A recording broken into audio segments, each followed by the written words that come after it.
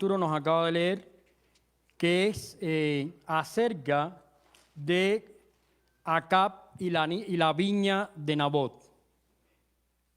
Hemos titulado el sermón en esta tarde, Mal administrador de los recursos de Dios.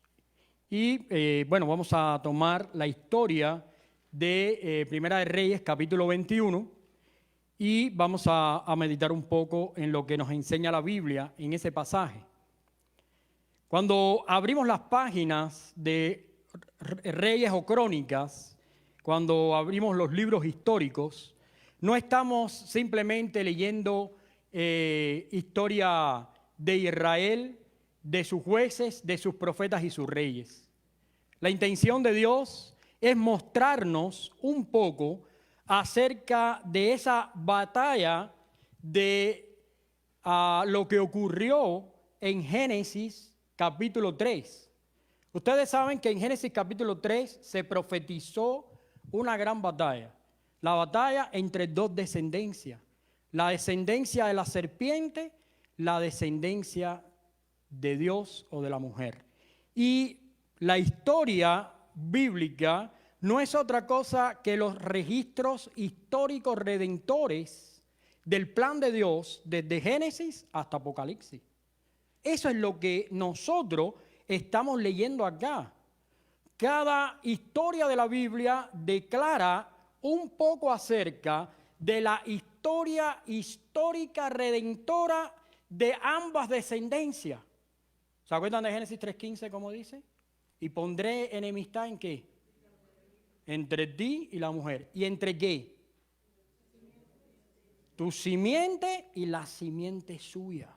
Así que la Biblia nos habla en toda su extensión de esa gran batalla y estamos en un escenario donde encontramos en el libro de los reyes a un rey llamado Acab, el cual lo califica el Espíritu Santo de Dios a través de su palabra, lo califica como uno de los monarcas más impíos de la historia de Israel. O sea, cuando lees esa historia, te da la impresión que en esa batalla está ganando la descendencia ¿de quién? De la serpiente y no la de la mujer. Porque estamos en presencia de algo que representa en la historia bíblica la cúspide de la idolatría y de la apostasía de un pueblo que teniendo a Dios, que teniendo su palabra, que teniendo sus leyes, viró totalmente su espalda y caminó en pos de ídolos. Al punto que esos ídolos no solamente fueron adorados encubiertamente, sino que se institucionalizó las ofrendas y los servicios y los cultos a ídolos que Dios había condenado totalmente. Y cuando usted lee esta historia, usted se da cuenta que esta es la historia de cómo obra el pecado. Acab es un rey que de pronto decidió que quería un viñedo cerca de su palacio, pero ese viñedo tenía dueño. Y tomó al dueño y le hizo un ofrecimiento. Le dijo, te doy una mejor o te la compro. Y lo que pasa es que recibió un no por respuesta. Ahorita vamos a ver por qué pasa esto. Esto frustró totalmente a este hombre al punto que entró en una depresión, se acostó y se sintió muy mal.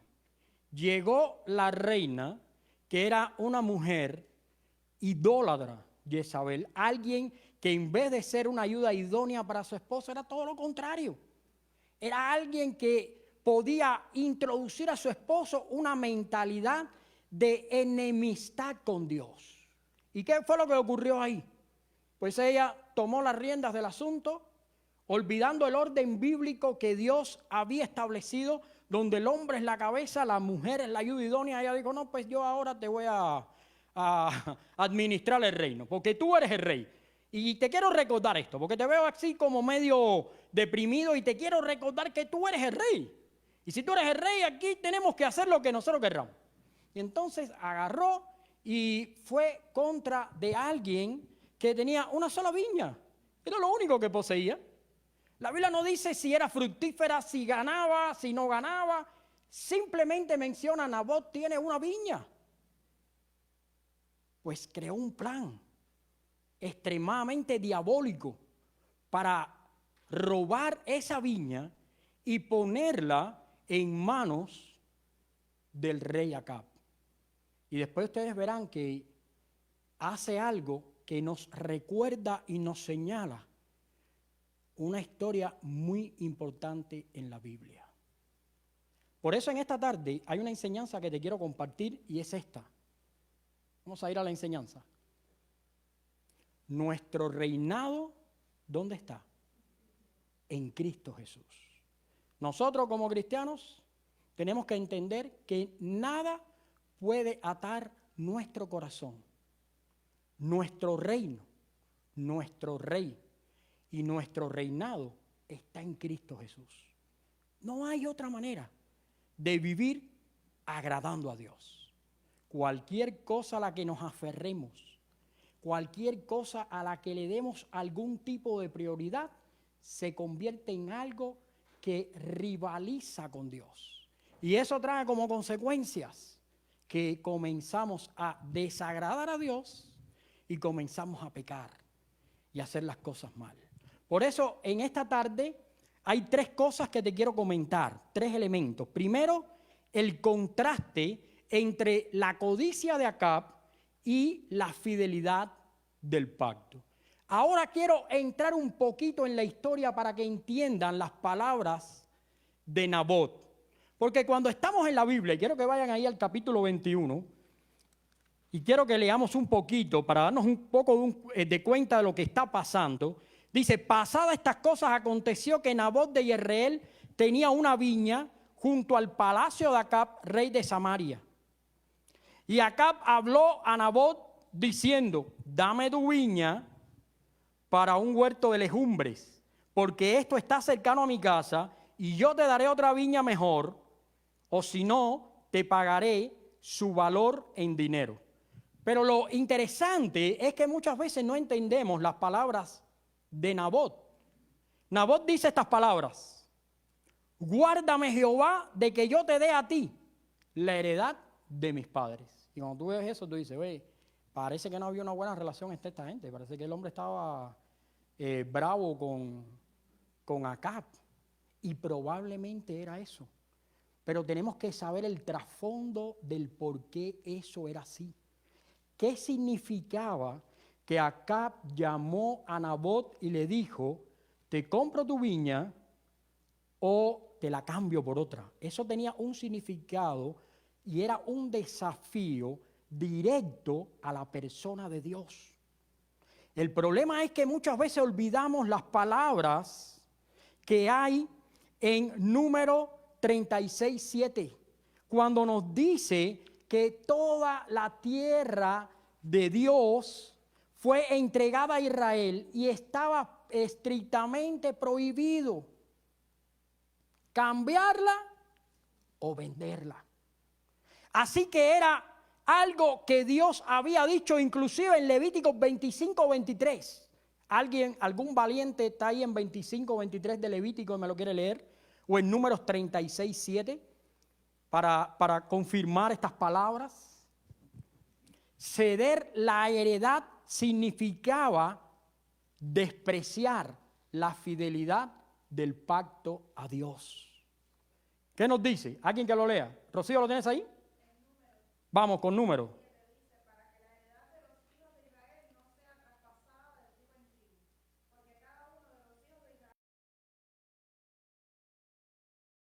Amén. Quiere decir que cuando Dios hizo el pacto con Israel, Él dijo: cada tribu tendrá una heredad y los levitas serán ayudados por todos para conservar esa heredad conforme al pacto que he hecho con sus padres. Así que cuando Nabot fue llamado a la presencia del rey y el rey le ofreció este negocio, Nabot no estaba pensando en el rey, Nabot estaba pensando en el Señor, y Nabot dijo: líbrame Dios de ir en contra de él, viendo que hay algún tipo de negocio que podamos hacer. Y este es un pasaje que nos muestra la depravación total de los hombres. Un hombre que era rey de un pueblo, un reinado que había sido preservado, sostenido y construido por Dios, porque Dios dijo: no es por nada, pero ustedes son de las naciones las más pequeñas. Es más, dijo una palabra más fuerte, dijo: ustedes son la nación más insignificante de todas las naciones.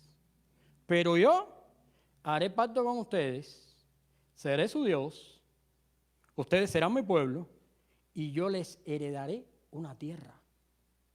Pero fíjense qué interesante.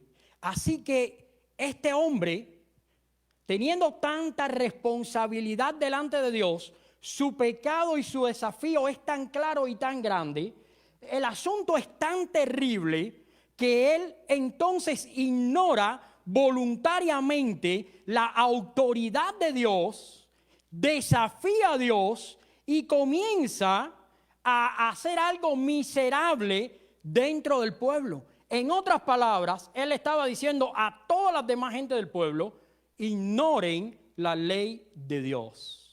Ignórenlo, porque Dios les ha dicho que ustedes no pueden vender la heredad, pero yo, que soy el rey, le compro la heredad a este hombre Nabot. Así que eso es una representación clara y es una declaración directa del capricho, del pecado, del dolor que produce ir en contra de Dios. Ahora piensa por un momento cuántas veces hemos escuchado y hemos leído cosas que Dios ha dicho en su palabra y deliberadamente hemos ido en contra de las palabras de Dios. Y a lo mejor no lo hemos hecho ni públicamente, ni lo hemos hecho verbalmente, pero sentimentalmente, emocionalmente, hemos estado en rebeldía en contra de las palabras de Dios. Por ejemplo, cuando nos visita una situación que nos pone dudosos, o cuando estamos en un momento donde se entristece nuestro corazón y empezamos a desconfiar, cuando empezamos a tomar caminos cortos en la vida para llegar a un punto donde quiere Dios que nosotros lleguemos, una de las peores cosas que podemos hacer es tomar caminos cortos para agradar a Dios o para vivir nuestra vida. Miren, un camino corto fue lo que tomó Abraham cuando Dios le dijo que él en el tiempo iba a tener un hijo. ¿Y qué dijo? Bueno, está bien, usemos entonces ¿a quién? A la sierva Agar y tengamos un hijo. Y Dios dijo: no, pero no es ese el camino corto, es mi camino. ¿Qué cosa he aprendido en esta tarde de esta historia que estamos compartiendo? Hoy estamos viendo acá un contraste entre la codicia que sentimos cuando el pecado nos visita y la fidelidad que deberíamos tener al pacto y a las palabras de Dios. Lo que pasa es que cuando ponemos esto en una balanza, muchas veces no queremos, porque ¿cuántos admiran a Nabot? Todos admiramos a Nabot. Decimos: wow, qué maravilla. Pero te quiero decir un poco de cosas acá, de aplicaciones. Nabot perdió su vida, lo cual implica que la fidelidad muchas veces tiene un precio y un alto costo. La vida no es tan sencilla como muchas veces nosotros pensamos. De hecho, el viernes estudiamos el libro de Eclesiastés acá en la iglesia. Y yo le decía a los hermanos: la verdad que cuando tú estás triste, cuando tú tienes un problema, no es que tú vas y digas: voy a leerme el libro de Eclesiastés porque esto tiene las soluciones de mi vida. No, o sea, Eclesiastés es un gran desconocido. Eclesiastés es un libro que casi no leemos. Eclesiastés era un libro que inclusive no entendíamos. Pero el mensaje de Eclesiastés es un mensaje que tiene una aplicación para el día de hoy tremenda. ¿Cuál es el mensaje de Eclesiastés? La vida es un sinsentido. He visto ricos que desagradan a Dios y pobres que se sujetan a Él. He visto gente crecer, pero son impíos. Y he visto gente morir joven, pero son devotos. A gente hace cosas buenas, pero le va mal en la vida. Y hay gente que le va mal, pero hace cosas buenas. Ese es el libro de Eclesiastés. Pero la conclusión del libro de Eclesiastés es la que necesitamos todos para aplicar en este día. Aunque la vida parezca sin sentido, aunque la vida parezca una locura, te quiero decir algo. En medio de toda esa locura hay una referencia que todos deberíamos mirar. Y es la que Eclesiastés nos cuenta en la última parte del libro. Dice, el fin de todo discurso oído es este. Porque eso es todo del hombre. Fíjate qué interesante. Teme a Dios y guarda sus mandamientos. Bueno, temer a Dios y guardar sus mandamientos es lo que hizo Nabot. ¿Y sabes qué pasó? Bueno, pues pagó un precio, porque agradar y obedecer a Dios te puede costar. Te puede costar. Puede haber momentos de sufrimientos para ti en el plan de Dios. Porque fíjense, cuando usted lee esa historia, todo parece como que Acab gana, adquiere la viña. Lo que muchas veces y lo que Nabot no supo fue que una vez que ocurrió eso, Dios le dijo a Acab, donde murió Nabot, ahí los perros se van a tomar tu sangre. Y le dijo a Jezabel, donde murió Nabot, ahí los perros se van a comer tu cuerpo. Así que ser fiel a Dios puede tener un costo, pero no temamos. Porque el fin del pecado es muerte. Pero el fin de obedecer a Dios es vivir para su gloria. Y acuérdense lo que yo les enseñé el viernes. Jesús nos dijo, yo he venido para que tengan vida y para la que la tengan en abundancia. Y lo interesante es que la palabra vida no es la palabra vida bios, que en el griego es biología o biológico. Jesús no estaba prometiendo una prolongada vida biológica. Jesús estaba diciéndonos que nos iba a regalar Zoé, que es una vida eterna con Él. Y eso es lo primero que yo quiero en esta tarde estudiar. Acab, enfurecido, caprichoso, se acuesta en su cama, vuelve su rostro y no come. El rey, que lo tiene todo, se siente miserable porque no puede poseer lo único que Dios ha prohibido. Acab ignora voluntariamente que él mismo está bajo la autoridad divina. ¿Tú sabes por qué yo sé que esta es la misma historia y la misma batalla de las dos descendencias? Porque este es básicamente el problema con Adán. Y Adán tenía un huerto tremendo. Adán tenía todos los animales. Pero a Adán y a Eva lo que le llamó la atención fue lo único que Dios reservó para él. Fíjense que Dios lo dio todo. Solo reservó un árbol. Solo reservó eso. Y ellos transgredieron, ellos rompieron el pacto, ellos desobedecieron a Dios y fueron sobre lo que Dios había prohibido. Pero te quiero decir algo. Esta historia cada vez va a apuntar más a Jesús. Esta historia cada vez va a apuntar más allá. Y ahorita lo vamos a ver. ¿Por qué? Porque no es muy diferente la vida de Adán y la vida de muchos de nosotros cuando, ignorando la palabra de Dios, caminamos y hacemos las cosas prohibidas para Él. Bueno, para nosotros y las que Él ha prohibido. Hay una segunda enseñanza que te quiero compartir. Una segunda, y es el reinado del mal, cuando la gente actúa como su padre espiritual. Vamos a ir los versículos del 5 al 14. Ahí vamos a empezar a ver cómo entra en escena esta señora llamada Jezabel, que viene con una cosmovisión donde ella quiere implementar la perversidad y hace cosas que cada vez señalan más propiamente al hecho de nuestro Señor Jesucristo. Vamos a ir al versículo 5. Dice la palabra de nuestro Dios. Y vino a él su mujer Jezabel y le dijo, ¿por qué está tan decaído tu espíritu y no comes? Y él respondió, porque hablé con Nabot de Jezreel y le dije que me diera su viña por dinero, o que si más quería le daría otra viña por ella. Y él respondió, no te daré mi viña.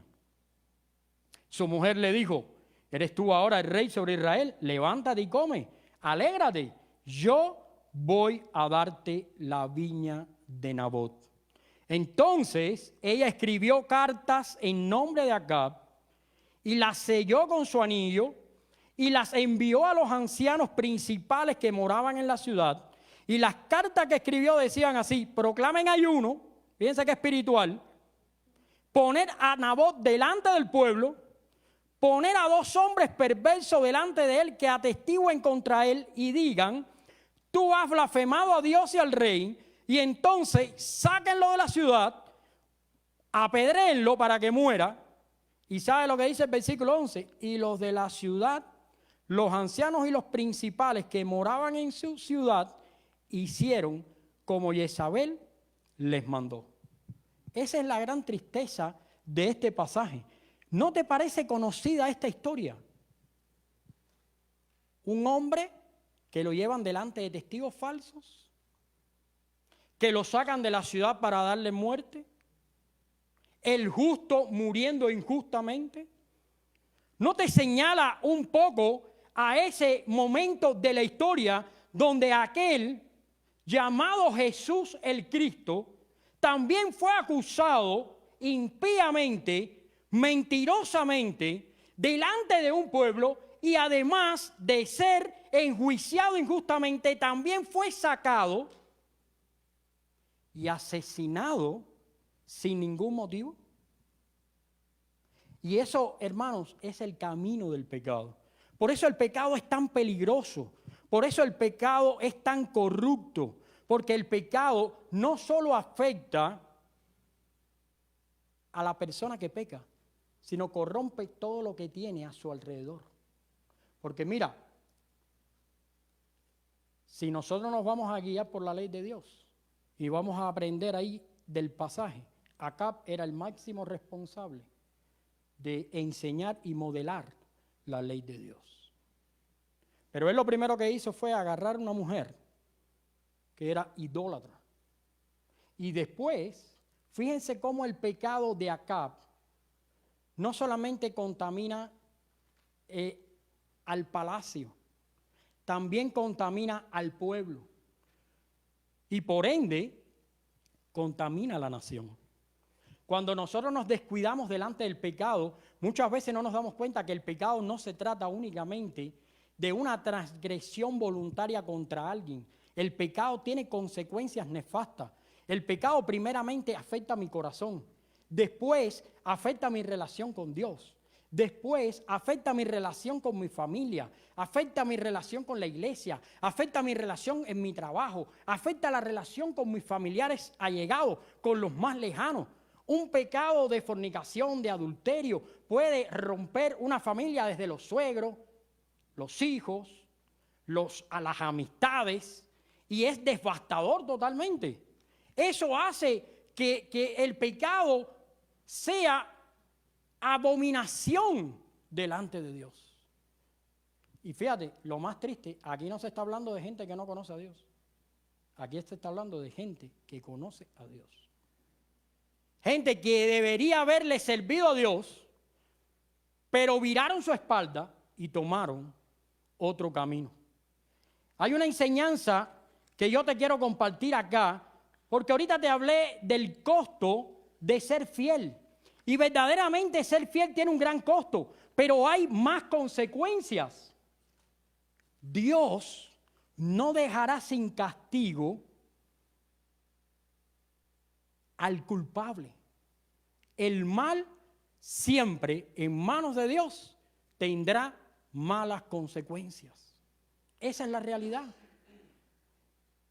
Desde que Jesús murió en la cruz, hemos visto el peor problema del pecado, la catástrofe de que el Hijo de Dios tenga que morir en la cruz por personas como tú y como yo. Partiendo de ese punto, entenderíamos cuál es el costo verdadero del pecado. Si Dios no pasó por alto nuestro pecado y Dios en la cruz lo expuso, ¿por qué entonces hoy, en vez de vivir como perdonados, como amados de Dios, como hijos de Dios, queremos vivir alejados de Él? ¿Por qué? No debería ser de esa manera. Hay una tercera enseñanza que está en el pasaje a partir de los versículos 15 al 20. Y es esta: el ojo soberano de Dios y el anuncio del juicio. Vamos a ir ahí a la palabra de Dios, versículos 15 en adelante. Dice la palabra de Dios: cuando Jezabel oyó que Nabot había sido apedreado y muerto, le dijo a Acab: levántate y toma la viña de Nabot de Jezreel, que no te la quiso dar por dinero, porque Nabot no vive, sino que ha muerto. Y oyendo Acab que Nabot se había muerto, se levantó para descender a la viña de Nabot de Jezreel para tomar posesión de ella. Entonces vino la palabra de Jehová a Elías tisbita y le dijo: levántate, desciende a encontrarte con Acab, rey de Israel, que está en Samaria.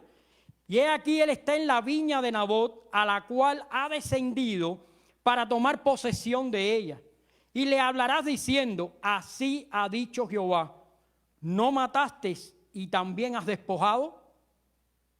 Y volverás a hablarle diciendo: así ha dicho Jehová, en el mismo lugar donde lamieron los perros la sangre de Nabot, los perros lamerán también tu sangre, tu misma sangre. Así que acá estamos viendo que una vez que murió este hombre, Dios salió al encuentro y quiso dar justo castigo a este pecado tan grave. Dios pronuncia una sentencia irrevocable de justicia retributiva. En el mismo lugar estará la sangre de Nabot, pero también estará tu sangre. El texto nos recuerda que ninguna persona es plenamente responsable ante el tribunal de Cristo. Ningún pecado quedará oculto ante aquel contra quien tenemos que un día estar en su presencia. Nunca más estaremos olvidando, después de leer este pasaje, que hay una cita con Dios y que depende mucho de nuestra vida y de la manera en que vivimos para Él, que en ese lugar Dios tenga para nosotros palabras de afirmación como esta: buen siervo fiel, en lo poco has sido fiel, en lo mucho te pondré. Mucha gente piensa que está listo para llegar a esa cita porque un día levantó su mano y dijo: yo quiero aceptar a Jesús. Pero la gran realidad es que ser cristiano, vivir para Jesús, significa estar comprometido con Dios, rechazando el pecado y viviendo para su gloria. Que sí, que nos equivocamos, que podemos caer, pero que el Espíritu Santo de Dios nos va a levantar, que el Espíritu Santo de Dios nos va a restaurar y que nosotros viviremos agradecidos de la salvación que Dios nos dio.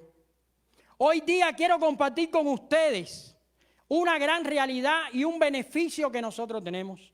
Hoy día hay alguien entre nosotros mayor que Nabot. Alguien que es mucho más excelente que él. Al igual que Nabot, Jesús también posee una viña amada por su Padre y muchas veces se le quiere arrebatar. Al igual que Nabot, los líderes religiosos y políticos en su tiempo conspiraron contra él, contra el Cristo, levantando falsos testimonios y llevándolo bajo un juicio fraudulento a una muerte segura. Al igual que Nabot, Jesucristo fue sacado fuera de los muros en aquella ciudad para ser ejecutado. Sin embargo, hay una gloriosa diferencia que en esta tarde te quiero compartir. La sangre de Nabot clamaba desde la tierra por venganza, pero la sangre de Jesucristo clama por gracia, por perdón, por justificación para ti y para mí.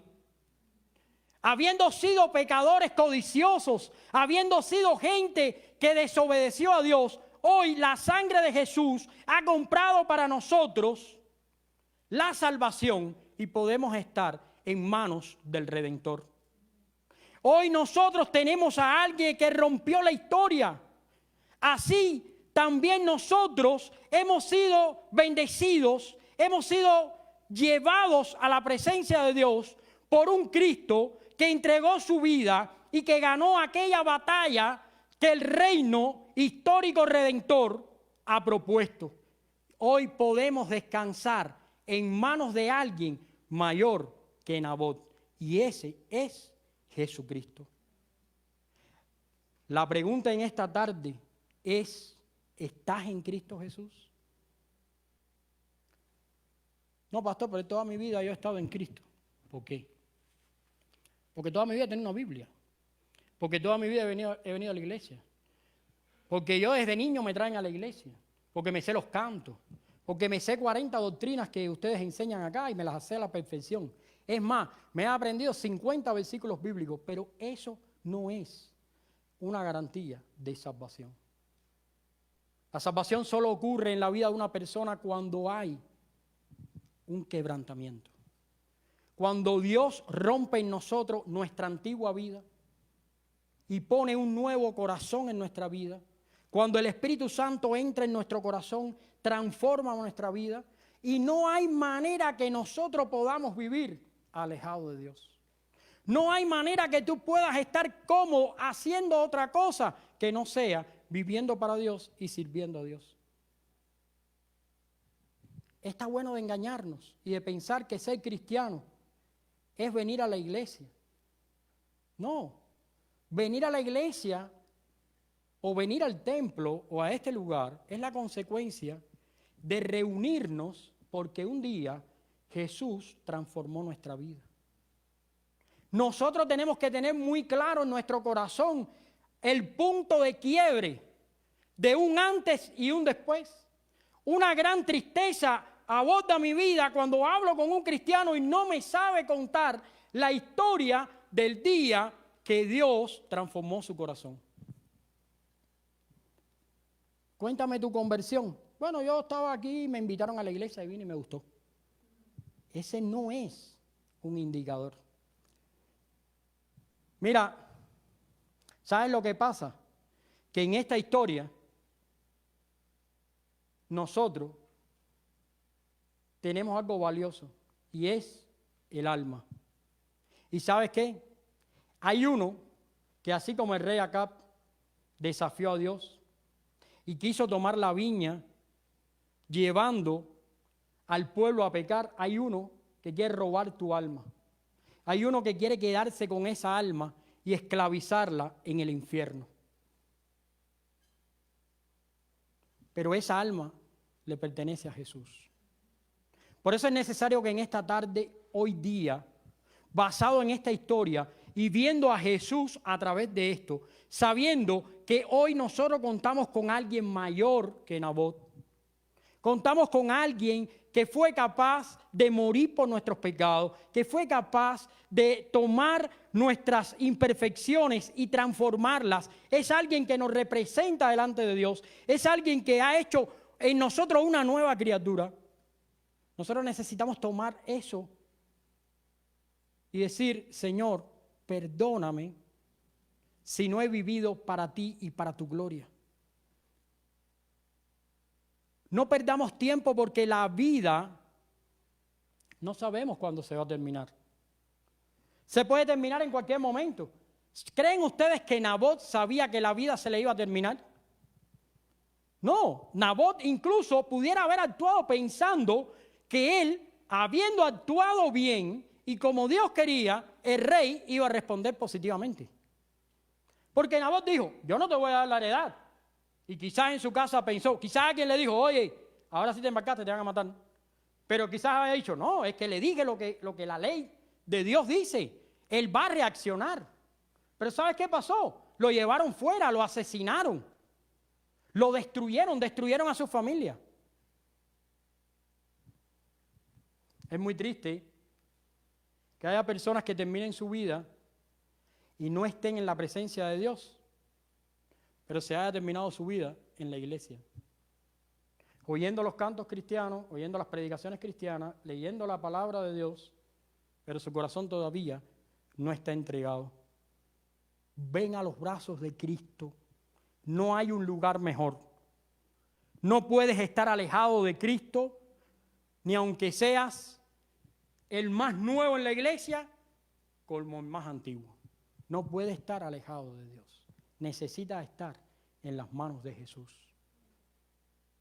Amados hermanos, casi quiero terminar, pero quiero hacerlo recordando que nosotros necesitamos a Dios. Necesitamos humillarnos delante de Él.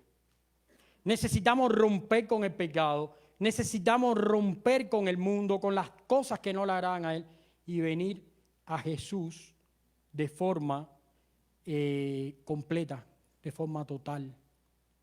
No reserves nada en tu vida, dáselo todo al Señor. Dáselo todo. Es el único que nos puede cambiar. Es el único que puede hacer de nosotros una nueva criatura.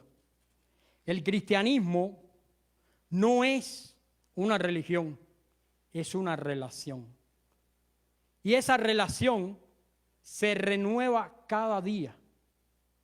Si el cristianismo fuera una religión, hiciéramos cosas acá litúrgicas, tuviéramos oraciones perpetuas históricas, tuviéramos crucifijos, rosarios, penitencias. Lo que tenemos hoy día acá es todo lo contrario. Tenemos la oportunidad de tener una relación con alguien que quiere afectar tu vida en todas las áreas. ¿Sabes qué quiere ser? El Señor de tu vida. El Salvador de tu vida y de la mía. Quiero que inclinen sus cabezas y vamos a orar. Y vamos a decirle al Señor que hoy día, si hay alguien en este lugar que necesita su perdón y su cuidado, pues que obre en su vida, en su mente y en su corazón. Vamos a orar. Señor, en esta tarde te damos la gloria y la honra. Hemos venido como cada domingo a escuchar palabras tuyas, a alabarte, a compartir con tu pueblo, Dios. Señor, en esta tarde, habiendo leído esta historia, hemos comprendido que señala primeramente a lo horrible que es el pecado y cómo a pesar de que la gente te conoce, se aparta de ti. Y tememos que nos haya ocurrido en algún momento. Tememos que habiendo conocido quién eres, no estemos viviendo para tu gloria. Tememos que haya personas en este lugar que únicamente te hayan escuchado de oídas, pero que no sean todavía capaces de tener una relación contigo. Señor, te pedimos perdón y te pedimos que tu Espíritu Santo obre en la vida y los corazones de cada una persona que está en este lugar. Que cada uno de nosotros pueda reconfirmar contigo su conversión. Que pueda entender que debe vivir para ti, para tu gloria y para tu honra. Que no es una opción vivir alejado de ti, Señor. Padre, te damos gracias por Jesucristo. Y te pedimos que si hay alguna cosa que hoy en la mente o en el corazón de tu pueblo esté impidiendo que nos rindamos a ti, Señor, rompe con todo eso y obra en nosotros la fe y el arrepentimiento, Dios. Regenera nuestras vidas para que saliendo de este lugar, nuestra relación contigo sea un gran regalo y una bendición. Te damos gracias en esta tarde. En el nombre de Jesús. Amén. Bien, hermanos, damos gracias a Dios y espero que esta pequeña meditación sea de bendición para cada uno de nosotros. Quería también comentarles que hoy día, después de este momento,